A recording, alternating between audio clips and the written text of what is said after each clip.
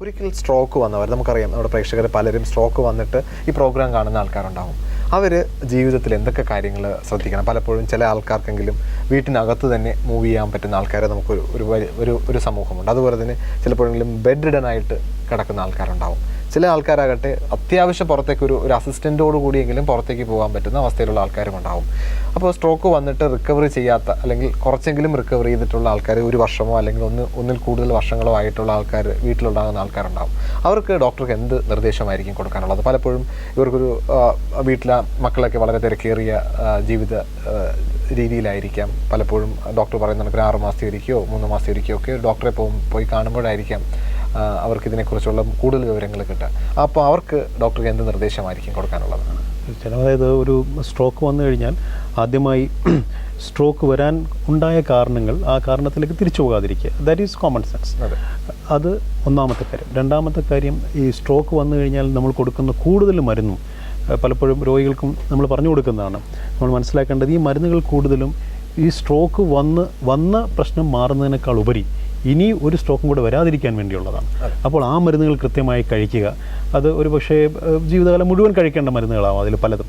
പ്രത്യേകിച്ചും രക്തക്കട്ട പിടിച്ചതാണെങ്കിൽ ആസ്പിരിൻ പോലത്തെ ഗുളികൾ, അല്ലെങ്കിൽ രക്തസമ്മർദ്ദത്തിനുള്ള ഗുളികൾ, പ്രമേഹത്തിനുള്ള ഗുളികൾ, കൊളസ്ട്രോളിനുള്ള ഗുളികൾ, ഇതെല്ലാം ഈ നടക്കുന്നവർ, ഒരു അഭിലാഷ് സൂചിപ്പിച്ചതുപോലെ ചെറുതായിട്ട് ബുദ്ധിമുട്ട് നടക്കാനുള്ളവരാണെങ്കിൽ എപ്പോഴും വീഴ്ചയെ ഒന്ന് സൂക്ഷിക്കുക, വീഴാതിരിക്കാൻ വേണ്ടി സൂക്ഷിക്കുക. അതിനുള്ള മാർഗ്ഗങ്ങൾ എടുക്കുക. കൂടെ ഒരാൾ എപ്പോഴും ഉള്ളത് നല്ലതാണ്, അല്ലെങ്കിൽ അങ്ങനെ ഒരു സഹായമുള്ളത് നല്ലതാണ്. അതൊന്ന്. രണ്ടാമത്തെ കാര്യം, ഇനി അവർക്ക് നടക്കാൻ സാധിക്കാത്തവരാണ്, കിടപ്പിലായി നിർഭാഗ്യവശാൽ കിടപ്പിലായി പോയ രോഗികളാണെങ്കിൽ ദീർഘകാലം കിടക്കുന്നത് കൊണ്ട് തന്നെ കുറേ പ്രശ്നങ്ങൾ അവർക്കുണ്ടാവാം. ഒന്ന്, കിടക്കുന്നത് കൊണ്ട് തന്നെ അവരുടെ ദേഹത്ത് തൊലി മാറുകയും അവിടെ തന്നെ വ്രണങ്ങൾ ഉണ്ടാവുകയും ചെയ്യാം. അപ്പോൾ അത് വരാതിരിക്കാൻ വേണ്ടി സൂക്ഷിക്കുക. അതിനാണ് നമ്മളൊരു പക്ഷേ എയർ ബെഡ് അല്ലെങ്കിൽ വാട്ടർ ബെഡ് എന്ന് പറയുന്നത്. ഈ വാട്ടർ ബെഡ് ആണെങ്കിൽ, അല്ലെങ്കിൽ എയർ ബെഡ് ആണെങ്കിലും വശങ്ങൾ തിരിച്ച് മാറ്റി കിടത്തുക. കാര്യം അത് തന്നെയാണെങ്കിലും ഒരു വശത്ത് കിടന്നാൽ അവിടെയും ഈ ബെഡ് സോറുകൾ വരാം, ഈ വ്രണങ്ങൾ വരാം. അതിൽ മാറ്റി കിടത്തുക. അതോടൊപ്പം തന്നെ ഈ കത്തീറ്ററിൻ്റെ കെയർ, ഒരു പക്ഷേ നമ്മൾ ഈ കത്തീറ്റർ ഉപയോഗിച്ചാണ് അവരുടെ യൂറിൻ എംപ്റ്റി ചെയ്യുന്നതെങ്കിൽ അതിനുവേണ്ടി ഉള്ള കെയർ കൊടുക്കുന്നത് വളരെ പ്രധാനപ്പെട്ടാണ്. കാര്യം ഇത് ഏറ്റവും വലിയ ഇൻഫെക്ഷൻ്റെ ഒരു സോഴ്സാണ് ഈ കത്തീറ്റർ എന്ന് പറയുന്നത്. അത് വൃത്തിയായ രീതിയിൽ ഇത് ഹാൻഡിൽ ചെയ്യുന്നില്ല എങ്കിൽ അതിൽ കൂടി തന്നെ ഇൻഫെക്ഷൻ ഉണ്ടാവുകയും പനി ഉണ്ടാവുകയും ആ ഇൻഫെക്ഷൻ തന്നെ മരണം വരെ സംഭവിക്കുകയും ചെയ്യാം. അതൊരു പക്ഷേ ട്രീറ്റ് ചെയ്തില്ലെങ്കിൽ സെപ്റ്റിസീമിയൊക്കെ ആയതിനു ശേഷം. അപ്പോൾ അത് വളരെ പ്രധാനപ്പെട്ട കാര്യമാണ്. അതുപോലെ തന്നെ സ്കിൻ കെയർ, നേരത്തെ പറഞ്ഞ പോലെ സ്കിന്നിൽ വ്രണങ്ങൾ ഉണ്ടാവാതിരിക്കാൻ ശ്രമിക്കുക. ബ്ലാഡർ, അതുപോലെ തന്നെ ഈ ശോധന ശരിക്കും ഉണ്ടാവാൻ വേണ്ടി ശ്രദ്ധിക്കുക. ഇല്ലെങ്കിൽ അത് ഇൻറ്റസ്റ്റൈനൽ ഒബ്സ്ട്രക്ഷനിലേക്കും വേറെ പല കാര്യങ്ങളിലേക്കും പോകാം. ഇതൊക്കെയാണ് പ്രധാനമായിട്ടും ചെയ്യേണ്ട കാര്യങ്ങൾ. തീർച്ചയായിട്ടും സാർ. അപ്പോൾ അവർ വീട്ടിൽ തന്നെ കുറച്ചെങ്കിലും നടക്കാൻ പറ്റുന്ന ആൾക്കാർ വീട്ടിൽ തന്നെ വ്യായാമം ചെയ്യും, അല്ലെങ്കിൽ എത്രത്തോളം അവർ വ്യായാമം ചെയ്യണം? എന്തൊക്കെ കാര്യങ്ങൾ, അത്തരം വ്യായാമം ചെയ്യുന്ന കാര്യങ്ങൾ എന്തൊക്കെ കാര്യങ്ങൾ ശ്രദ്ധിക്കണം?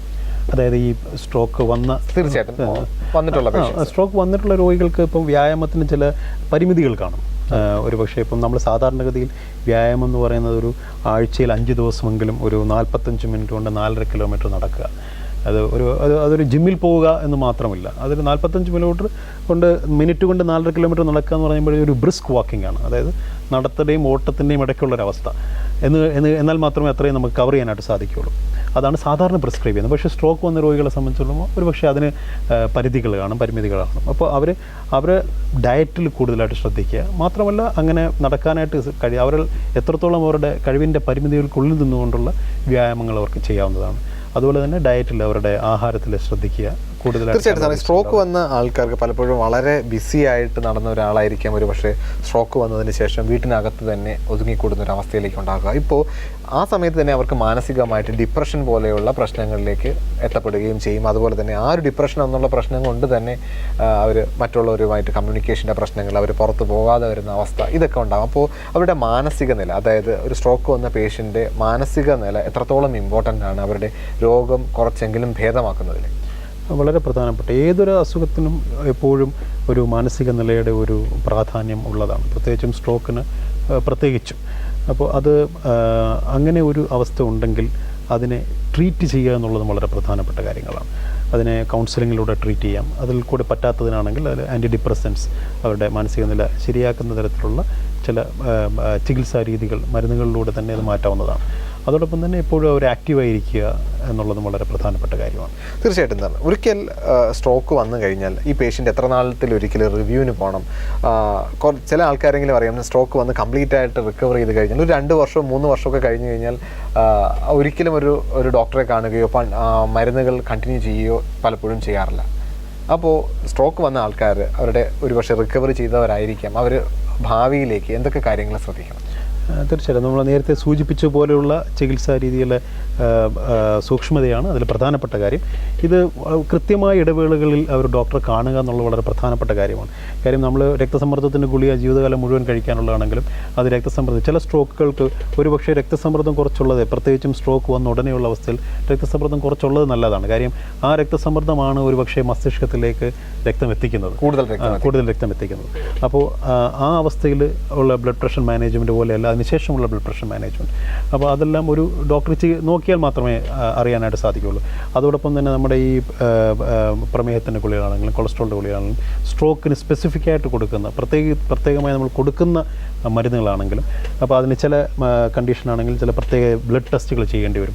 പ്രത്യേകിച്ച് നേരത്തെ പറഞ്ഞ പോലെ രക്തക്കട്ട, ഹൃദയത്തിൻ്റെ താളപ്പുഴ മൂലം വരുന്ന സ്ട്രോക്കുകളാണെങ്കിൽ അതിൽ ചില രക്തം കട്ട പിടിക്കാതിരിക്കാൻ ആയിട്ട് കൊടുക്കുന്ന ഗുളികകളിൽ കൊടുക്കുമ്പോൾ ഉള്ള PTI NR ഒക്കെ നമ്മൾ നോക്കേണ്ടി വരും.